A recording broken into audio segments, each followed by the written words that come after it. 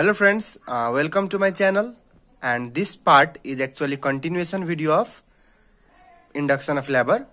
So if you have not seen the part first, then first of all see that part, and in this video we will talk about first of all the Bishop scoring system. So Bishop scoring system was actually developed by Bishop in 1964, and this scoring system was a predictor for success of an elective induction of labor. So यसले के भन्छ कि हामी जुन लेबरको induction गर्छौं त्यो लेबरको induction कति success हुन्छ भनेर हामी चाहे कति सम्म सक्सेस हुन्छ और हुन्छ कि हुँदैन और हामीले इन्डक्सन अफ लेबर गर्नु पर्छ कि पर्दैन भनेर पहिले प्रिडिक्ट गर्न सक्छौ। पहिले के गर्न सक्छौ? प्रिडिक्ट गर्न सक्छौ, हैन? सो त्यो गर्नको लागि एउटा स्कोरिङ सिस्टम बिशपले बनाएको छ कि इन्डक्सन गर्दा राम्रो होला कि नहोला, कि इन्डक्सन गरेपछि कस्तो रिजल्ट आउँछ, त्यो सबैको लागि बिशपले एउटा स्कोरिङ सिस्टम 1964 एडी मै दिएको थियो, हैन? पछि के भयो त 1991 मा यसलाई मोडिफाई गर्यो। यसलाई के गर्यो त? मोडिफाई गर्यो, हैन? सो बिशप आजकल जुन हामी पढ्छौं त्यो हामी के पढ्छौं त? मोडिफाइड बिशप स्कोरिङ पढ्छौं। के पढ्छौं? मोडिफाइड बिशप स्कोरिङ सिस्टम पढ्छौं। So let's start modified Bishop scoring system. So before going to the Bishop scoring system, we will first talk about the Bishop's parameters. So basically, in Bishop scoring system, there are 5 parameters. So 5 parameters are cervical dilation, cervical effacement or the cervical length, consistency of the cervix, position of the cervix, and fetal head station. हैन? So यो 5 वटा चाहिँ के भयो त? Bishop को parameter भयो. So एकछिन हामी we will talk a little bit briefly about each one of them. So first of all, there is cervical dilation. So in cervical dilation, what is actually it is telling about? Cervical dilation भनेको dilation of the cervical canal, हैन? So in this picture, हैन? In this picture you can see this is a uterus and this is the cervix. This is the cervix and यहाँ देखि यहाँसम्म cervix छ र cervix को this is internal OS, this is external OS र जुन यो बीचको जुन यो diameter छ, this is called cervical canal. यो diameter of the cervical canal, this is the cervical canal and यो canal कति dilate हुन्छ, this is called cervical dilation, हैन? So यो cervical canal कति dilate हुन्छ, that is called cervical dilation. र basically यो with labor pain जब सुरु हुन्छ त्यति बेला देखि यो cervical canal dilate हुन सुरु गर्छ र with time यो डाइलेसन बढ्दै जान्छ। सुरुमा यति डाइलेसन छ भने अब त्यो डाइलेसन केही बेर पछि अझै बढ्छ सो डाइलेसन हुन थाल्छ। So this is called cervical dilation. Basically it occurs during the labour, हैन?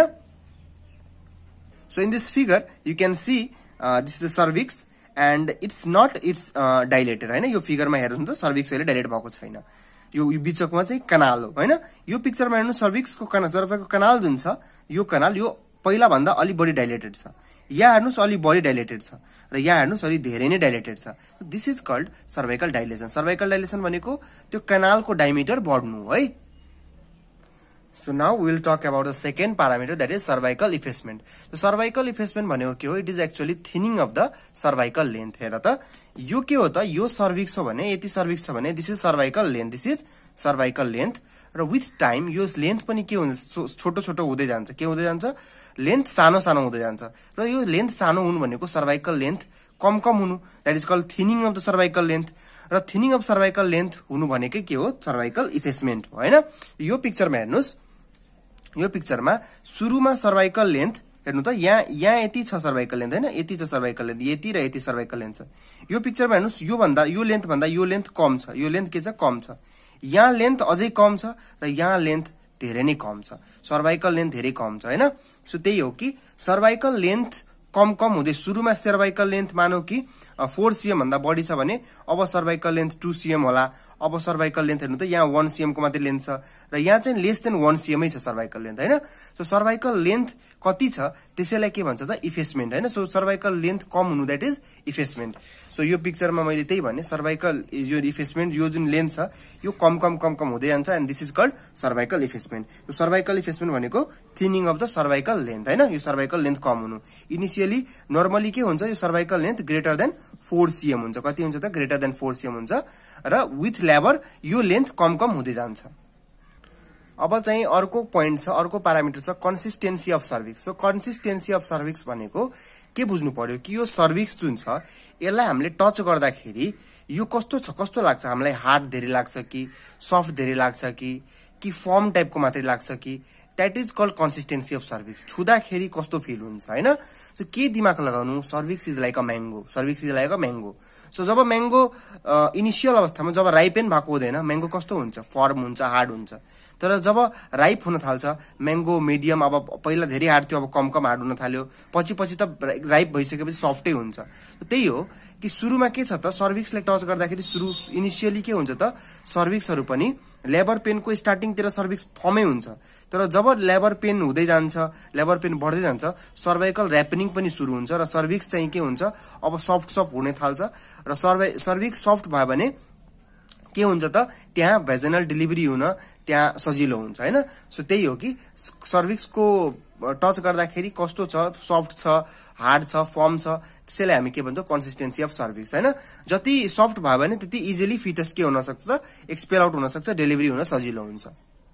Now the fourth point is position of cervix. सर्भिक्सको पोजिसनले पनि इन लेबर स्टार्ट भएपछि त्यो लेबर कतिसम्म सक्सेस हुन्छ भनेर सर्भाइकल पोजिसनले पनि त्यसलाई प्रिडिक्ट गर्न सक्छ हैन।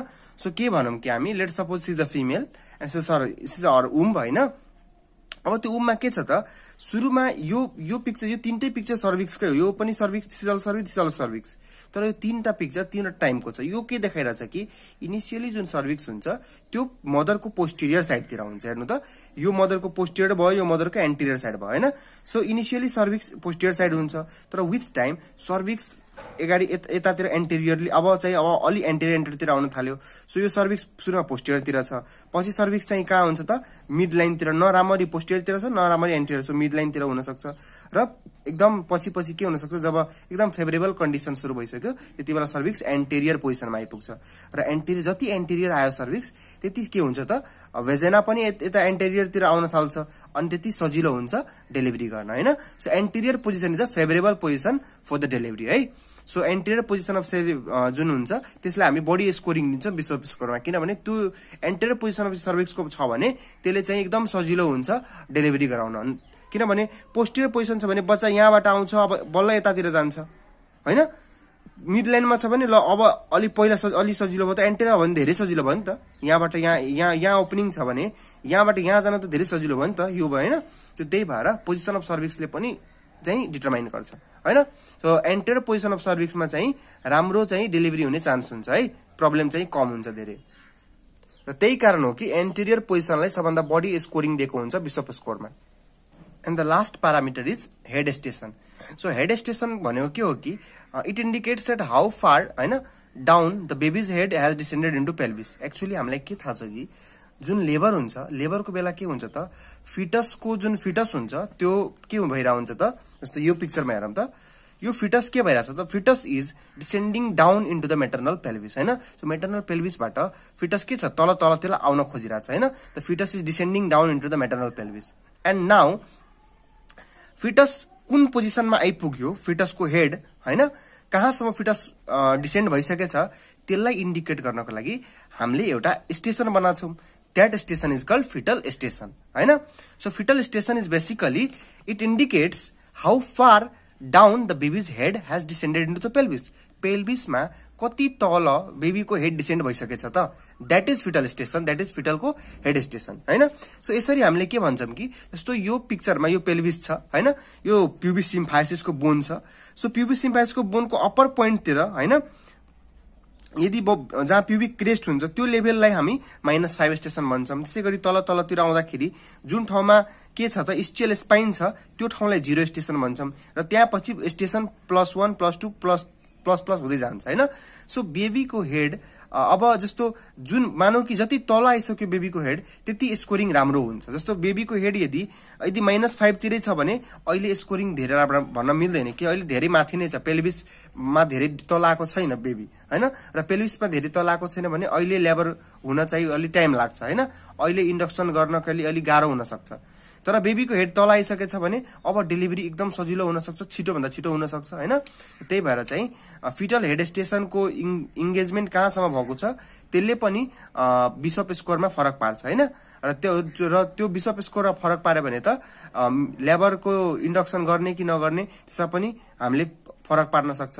त्यही भएर के बुझौँ कि सिम्पली फिटल हेड स्टेसनलाई पनि त्यही भएर एउटा प्यारामिटरको रूपमा बिशप स्कोरिङ सिस्टममा लिएको छ। This is a modified Bishop scoring. र मोडिफाइड बिशप स्कोरिङमा हामीले सबै प्यारामिटरको कुरा गरिसकेका छौँ।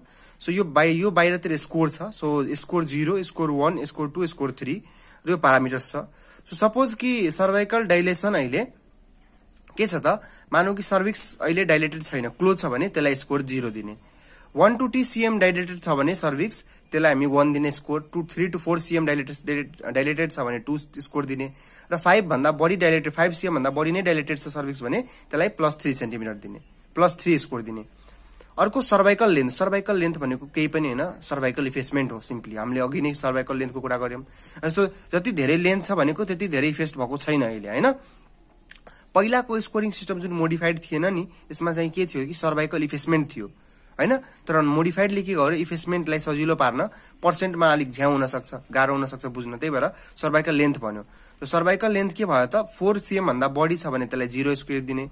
सर्वाइकल लेन्थ 2 to 4 cm सम्म छ भने 1 स्कोर, 1 to 2 cm छ भने 2 स्कोर र +<1 छ भने 3 स्कोर दिने। जति लेन्थ कम भयो त्यति अब सजिलो भयो बेबीको डेलिभरी गर्न। त्यही भएर स्कोरिङ बढ्दै जान्छ। अर्को कन्सिस्टेन्सी। मैले भनेकै थिएँ जति सफ्ट हुन्छ सर्भिक्स त्यति बढी स्कोर हुन्छ। पोजिसन। मैले भनेकै थिएँ एन्टेरियर पोजिसनमा सबभन्दा बढी हुन्छ सजिलो, त्यही भएर एन्टेरियरमा 3 स्कोर दिएको छ।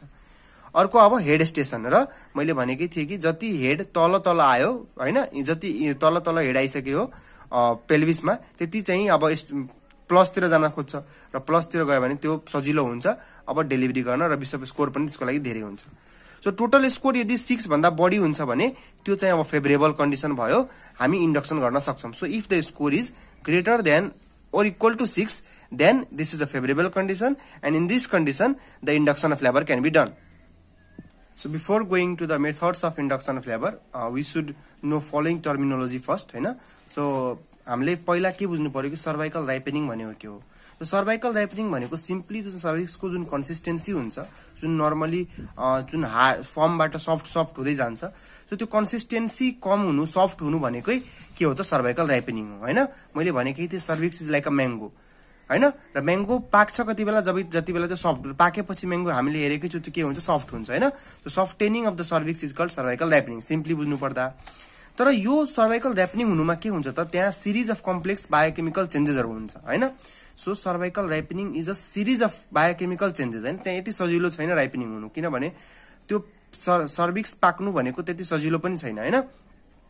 तो त्यहाँ के हुन्छ, एउटा सिरिज अफ बायोकेमिकल चेन्जहरु हुन्छ हैन, that is mediated by hormones. So different हर्मोनहरुले जस्तो अक्सिटोसिनहरुले भयो हैन, प्रोस्टाग्ल्यान्डिनहरुले भयो, तिनीहरुले के गर्न थाल्छ त, तिनीहरुले they cause the alteration of both cervical collagen.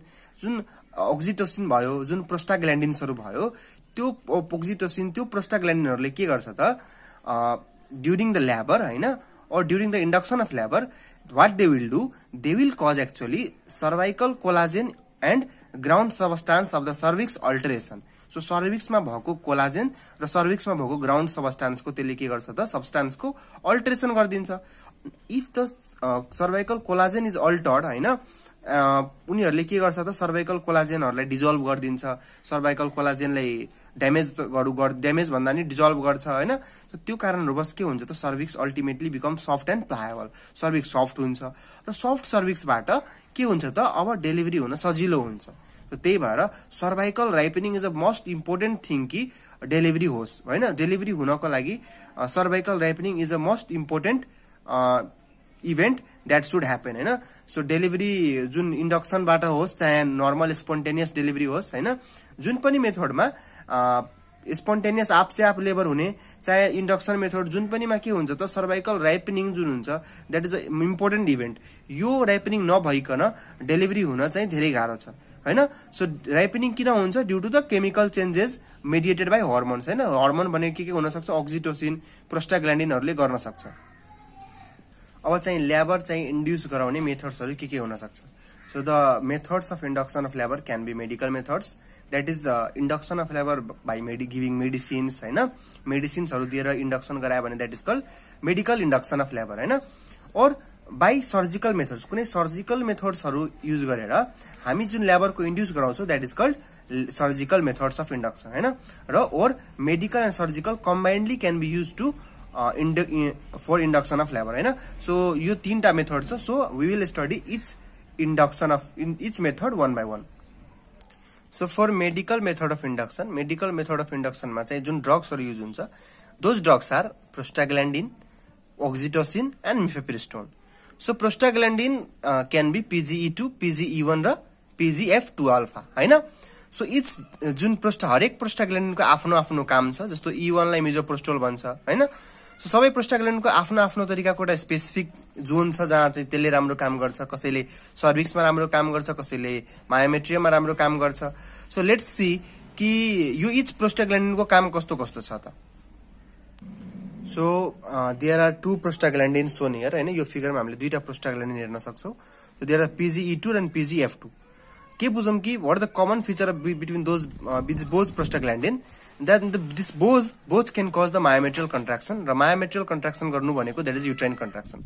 So PGE2 होस् चाहे PGF2 होस्, F2 alpha होस्, दुवैले myometriumलाई कन्ट्र्याक्ट गराउन सक्छ, that is uterine कन्ट्र्याक्ट गराउन सक्छ दुवैले.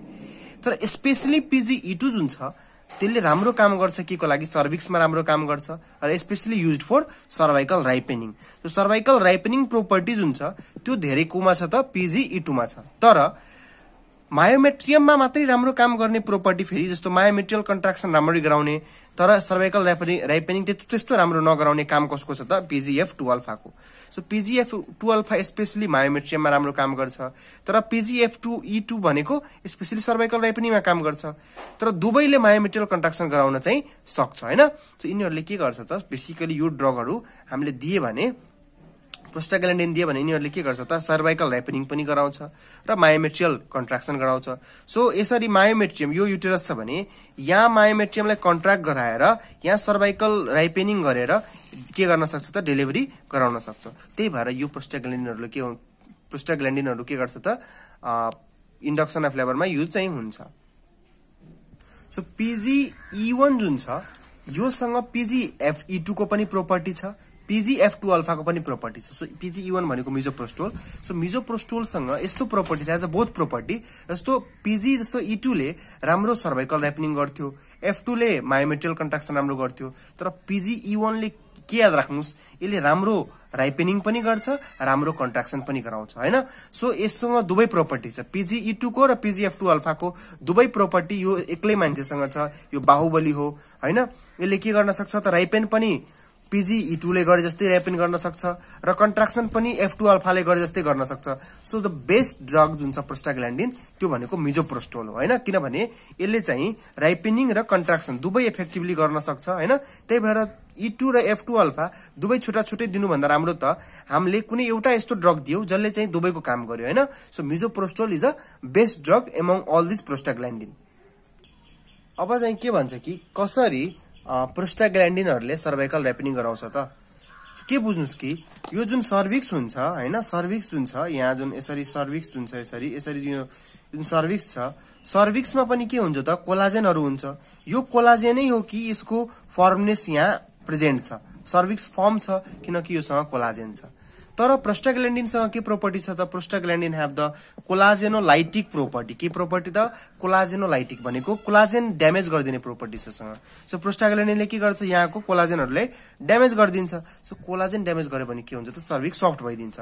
अर्को कुरा के हुन्छ त सर्भिक्स यो प्रोस्टाग्ल्यान्डिनले के गर्छ यहाँ भएको जुन मायोमेट्रियल सेल्सहरु छ, मायोमेट्रियमको मसल्सहरुमा यसले के स्मूथ मसल्सहरुमा के गर्छ त रिसेप्टरहरुको संख्या अक्सिटोसिनको लागि बढाइदिन्छ.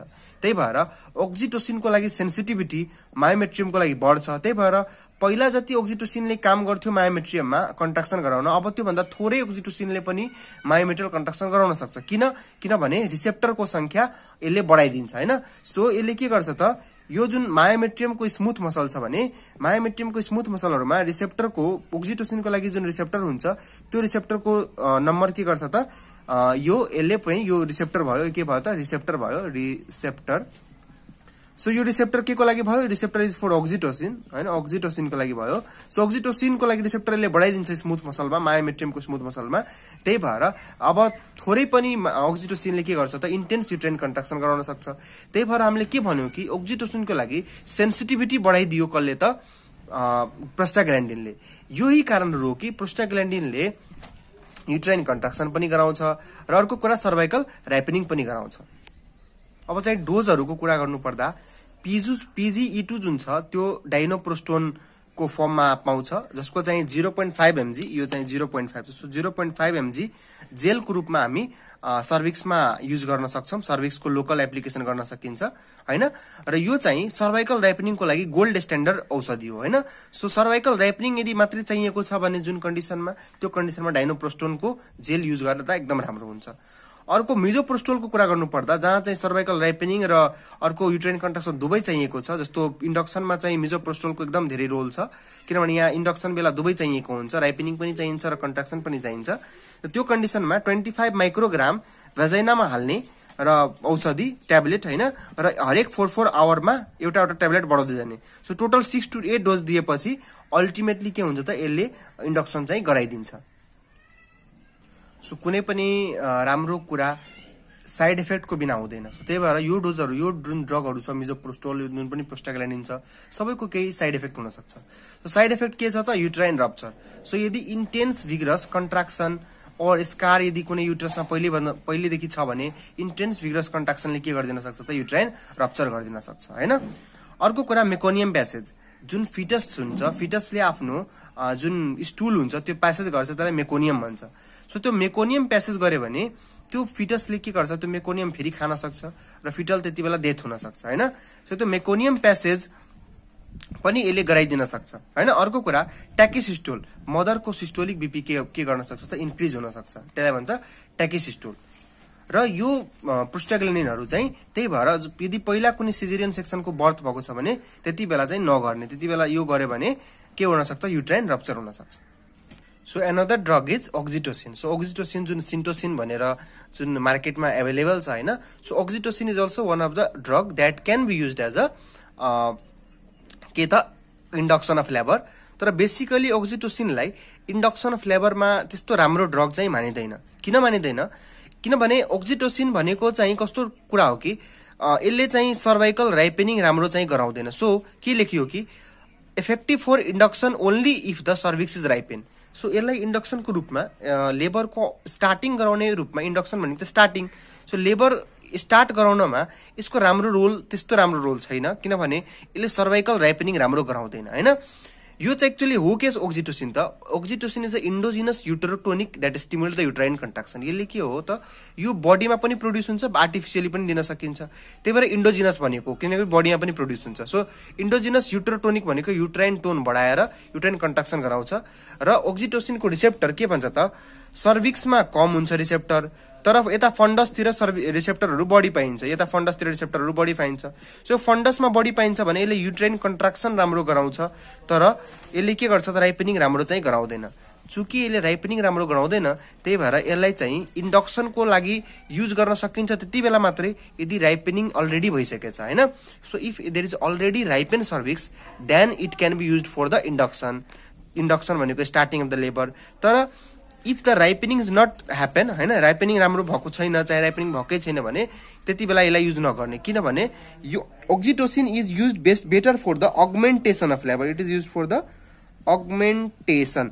सो अगमेन्टेसन के हो अगमेन्टेसन भनेको जहाँ लेबर सुरु भइसकेछ जस्ट त्यो लेबरले एक्सेलरेट गराउनु छ augmentation is actually that event in which the labour is started on its own आफैले लेबर स्टार्ट भएको छ तर हामीले त्यो लेबरलाई एक्सेलरेट गराउनु भनेको त्यसलाई अगमेन्टेसन भन्छ सो ऑक्सिटोसिनलाई अगमेन्टेसनको लागि युज गर्न सकिन्छ तर ऑक्सिटोसिनलाई इन्डक्सनको लागि युज गर्न त्यतिबेला मात्रै सकिन्छ यदि सर्भिक्स राइपेन छ सर्भिक्स राइपेन छैन भने oxytocin is a not good agent for the induction of labour so यो कुरा माइन्डमा जहिले पनि राख्नुस् कि ऑक्सिटोसिनलाई हामी अगमेन्टेसनको रूपमा अगमेन्टेटिभ एजेन्टको रूपमा युज गर्छौं अगमेन्टेसन भनेको के हो त acceleration of the already started labour जुन लेबर पहिलेदेखि स्टार्टेड छ त्यसलाई हामी जस्ट एक्सेलरेट गर्नु भनेको अगमेन्टेसन हो हैन जसमा चाहिँ ऑक्सिटोसिनले राम्रो काम गर्छ तर जुन नयाँ लेबरै स्टार्ट गर्नु छ त्यसमा अक्सिटोसिनले राम्रो काम गर्दैन, त्यो भन्दा राम्रो काम चाहिँ प्रोस्टाग्ल्यान्डिनहरुले गर्छ। किनभने प्रोस्टाग्ल्यान्डिनले हामीले हेर्यौ कि राइपनिङ पनि गर्छ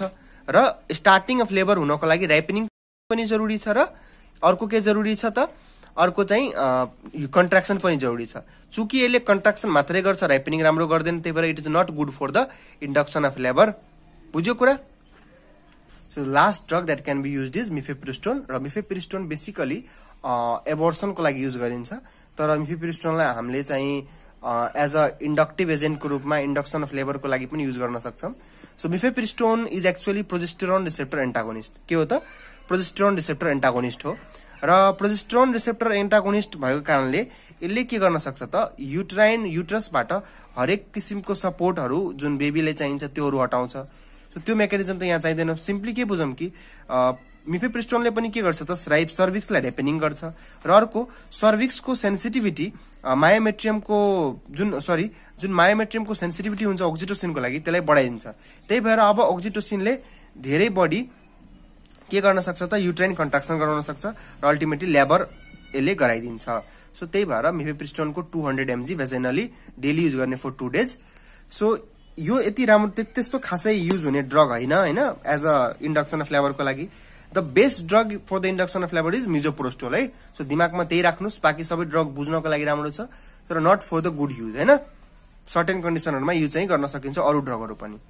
So this was all about the medical methods of the induction of labor.